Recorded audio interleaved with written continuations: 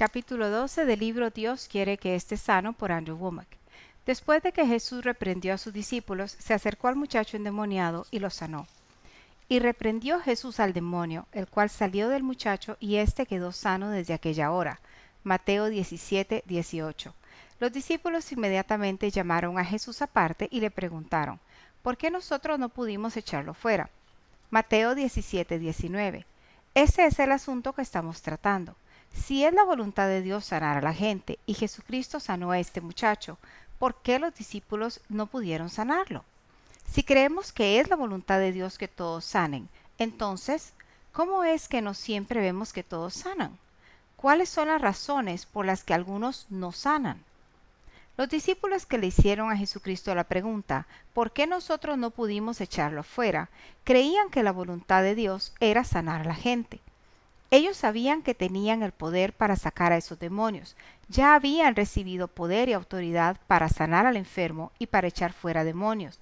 La Biblia pone esto de manifiesto 7 capítulos antes.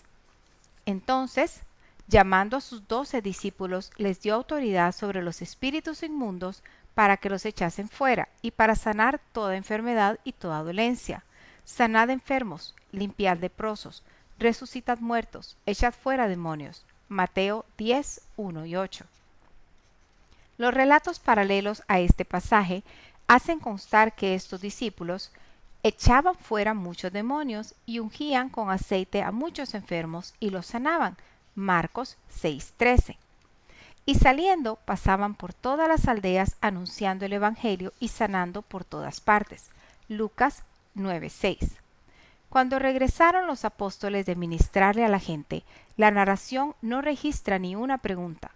Esto significa que estos mismos discípulos que en Mateo 17 preguntaron, ¿por qué nosotros no pudimos echarlo fuera?, ya habían actuado con fe y habían usado este poder y esta autoridad con éxito en Marcos 6. No fue porque no creyera que hicieran esta pregunta. Ellos tenían fe.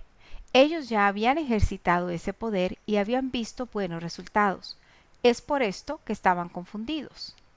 Si estos discípulos hubieran pensado, nosotros no creemos que alguien pueda sanar a una persona que tenga una dolencia como esta, nosotros no creemos que Dios puede hacer esto, no habrían hecho esta pregunta. Tan solo el hecho de que ellos hayan hecho esta pregunta muestra que sí creían, y sin embargo no obtuvieron los resultados que deseaban. Esto es importante. La gente que no cree que Dios quiere que estemos sanos no invierte mucho tiempo preguntándose, ¿por qué no todos son sanados? Esto se debe a que estas personas no creen que la voluntad de Dios sea sanar a todos. Las personas que se sienten perplejas con las que creen que sí es la voluntad de Dios sanar a la gente, pero que no están viendo que todas las personas, quizá ni siquiera ellas mismas, sanan, ¿por qué sucede esto? La respuesta que Jesucristo dio en el versículo 20 es muy reveladora. Por vuestra incredulidad. Mateo 17:20. Esto es simplemente, pero profundo. Por vuestra incredulidad. Esto es diferente de lo que la mayoría de la gente diría si hubiera llegado hasta este punto sin mostrarte este peculiar pasaje de la Escritura. Tú probablemente te habrías contestado lo que Jesús dijo. Si yo estuviera hablando contigo en persona y te preguntara, ¿por qué no sanan todos?, tú probablemente habrías dicho algo así. Pues bien, es porque ellos no tienen suficiente fe. Esa es la respuesta típica que daría la mayoría de la gente. Ahora bien, es verdad que si una persona no tiene fe, entonces eso afectará su capacidad para poder recibir sanidad. En cada ejemplo en el que Jesucristo ministró sanidad, alguna medida de fe estuvo presente. Algunas personas podrían argumentar, ¿y qué decir de Lucas 7:11-16, donde Jesucristo resucitó al joven de entre los muertos en la ciudad de Naín? Fue un acto de fe el hecho de que esta madre viuda le haya permitido a Jesús que interfiriera en la procesión funeraria y en su pena. Después de eso, ella respondió positivamente cuando él le ordenó, no llores. Si la fe no hubiera estado presente, tanto ella como los otros que estaban presentes habrían reaccionado de una manera muy diferente. En cada ejemplo donde Jesucristo le ministró sanidad a alguien, tuvo que haber una medida de fe presente. Algunas veces la gente se acercaba a Jesucristo como la mujer en Marcos 5. Pensaba, si logro tocar siquiera su ropa, quedaré sana. Marcos 5:28. Ella tocó el borde de su manto con fe. El poder de Dios fluyó y esta mujer se curó. El Señor le dijo, tu fe te ha sanado. Marcos 5:34. Ahora bien, esa es una fe muy fuerte. Esa es la fe que extiende los brazos y toma lo que Dios tiene para dar. No todo el que ha recibido sanidad mostró esa clase de fe, pero por lo menos tuvo que tener lo que yo llamo una fe pasiva. A lo mejor tú no tienes la clase de fe que extiende los brazos y toma, pero si vas a recibir sanidad a través de mi oración y de mi fe, entonces por lo menos debes tener una fe pasiva que reciba la sanidad si yo te la traigo. Esto amerita más explicación. Si tú le preguntaras al común de las gentes, ¿por qué no todos son sanados?, la mayoría respondería, bueno, es porque no tienen suficiente fe. Es verdad que si una persona no está actuando con fe, esto le obstaculizará su capacidad para recibir, pero eso no es lo que el Señor dijo. Jesús les dijo, por vuestra incredulidad. Mateo 17:20. Él no dijo que era porque tenían poca fe. Él dijo que era porque tenían incredulidad. Ahora bien, algunas versiones de la Biblia traducen con imprecisión este versículo diciendo, porque ustedes tienen muy poca fe. Esta es una traducción terrible. No es lo que este versículo está diciendo. Si tú analizaras la mayoría de las traducciones al inglés, especialmente las que son más literales, verías que la traducción de este versículo es por vuestra incredulidad y no por vuestra poca fe. A lo mejor te estás preguntando, y bien, ¿cuál es la diferencia? Si tú tienes incredulidad, entonces eso significa que no tienes fe. Si tienes fe, significa que no tienes nada de incredulidad. No, eso no es verdad. La mayoría de las personas tienen este concepto de que si tienes fe en Dios, entonces automáticamente eso significa que no tienes nada de incredulidad. Por el otro lado, creen que si tú tuvieras algo de incredulidad, entonces eso significaría que no tienes nada de fe. Si verdaderamente tuvieras fe, tendrías cero incredulidad. Esto no es lo que la palabra enseña.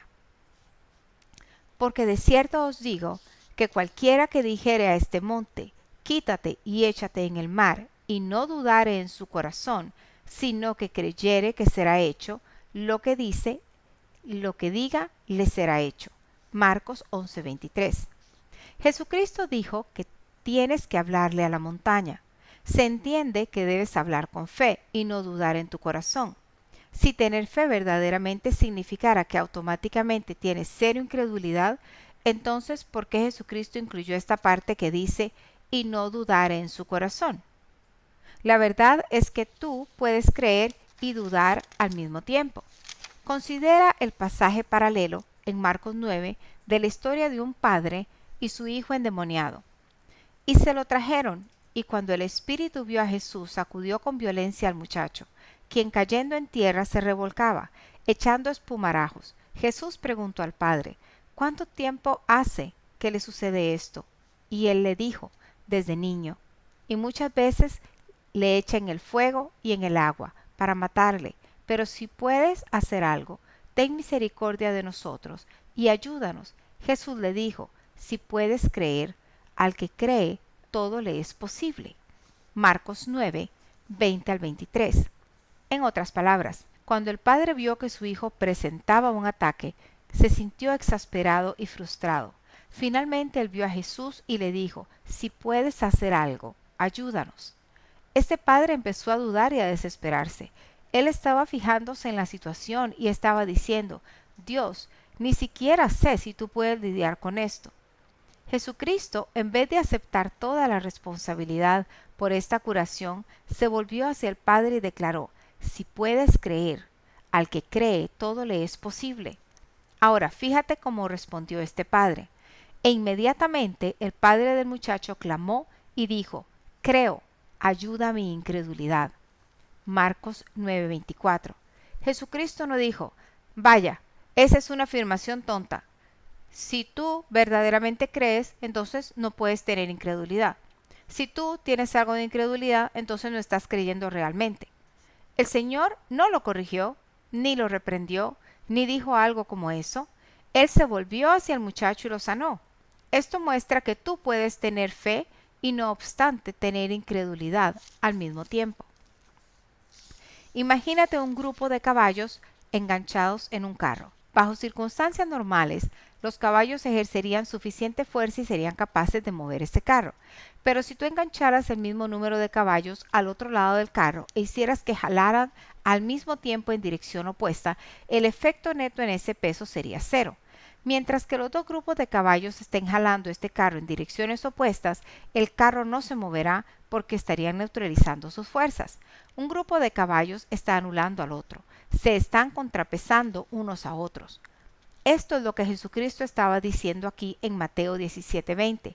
Él no le dijo a sus discípulos, es porque ustedes no tienen suficiente fe. Él dijo, es por su incredulidad. Su incredulidad anuló la fe que tenían. Con anterioridad, estos hombres habían actuado con fe. Ellos habían visto a los demonios salir y a la gente sanar y ser liberada. Esta vez ellos hicieron lo mismo que habían hecho con anterioridad, pero no obtuvieron los mismos resultados. Por eso estaban confundidos. Ellos sabían que tenían fe en Dios. Entonces le preguntaron, ¿por qué nosotros no pudimos echarlo fuera? Jesucristo no contestó, por vuestra poca fe. Él dijo, es por vuestra incredulidad. Traducirlo así, por vuestra poca fe, no tiene sentido cuando analizas el resto del versículo. Jesús les dijo, por vuestra incredulidad, porque de cierto os digo, que si tuvierais fe como un grano de mostaza, diréis a este monte, pásate de allí allá, y se pasará, y nada os será imposible. Mateo 17:20. Jesucristo estaba diciendo, si tu fe fuera del tamaño de un grano de mostaza, nada te sería imposible. Una semilla de mostaza es una semilla de las más pequeñas. Es como una de esas semillas de ajonjolí en un bollo de pan. El punto que el Señor estaba aclarando es que aunque tu fe sea pequeña, es suficiente para echar a una montaña al mar. No necesitas una fe grande, simplemente necesitas una fe que no esté neutralizada, contrapesada ni anulada por la incredulidad que está jalando en dirección opuesta. Una fe del tamaño de un grano diminuto y pequeñito de mostaza es todo lo que necesitas para hablarle a la montaña y para ver que se echa al mar sin que ni siquiera tengas que tocarla físicamente. Si Jesucristo verdaderamente hubiera estado diciendo, es por vuestra poca fe, entonces él habría contradicho y contrarrestado precisamente el punto que estaba estableciendo en el resto del versículo, al decir que la fe del tamaño de un grano de mostaza hará que un monte se mueva. ¿Ves la discrepancia? No tiene sentido. Jesús estaba diciendo, muchachos, el problema no es que no tuvieran fe. El problema es que su incredulidad anuló su fe. Por eso no vieron los resultados que deseaban.